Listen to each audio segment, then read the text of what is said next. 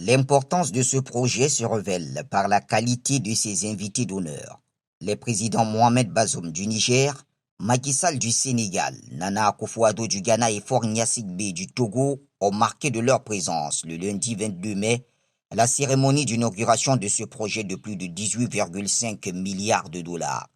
Ce complexe a la capacité de traiter 650 000 barils de brut par jour, ce qui permettra au Nigeria d'atteindre l'autosuffisance en matière de produits raffinés et même d'avoir des réserves pour l'exportation, c'est ce qu'a déclaré le président nigérien Muhammadu Buhari depuis le site qui s'étend sur 2635 hectares de terrain dans la zone franche de Lekki à Lagos, la capitale économique du Nigeria. Lancé en 2013, le projet de l'industriel Aliko Dangote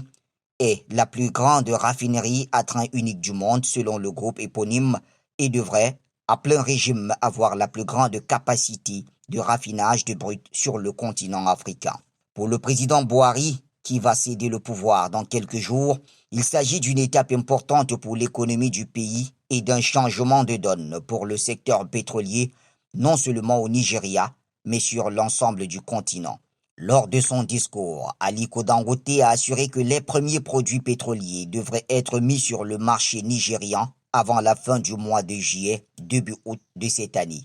Notre premier objectif est de nous assurer qu'au cours de cette année, nous serons en mesure de satisfaire pleinement les demandes de notre pays, a-t-il souligné, avant d'ajouter à terme, au moins 40% de la capacité de la raffinerie sera disponible pour l'exportation, ce qui devrait entraîner pour le pays d'importantes entrées de devises.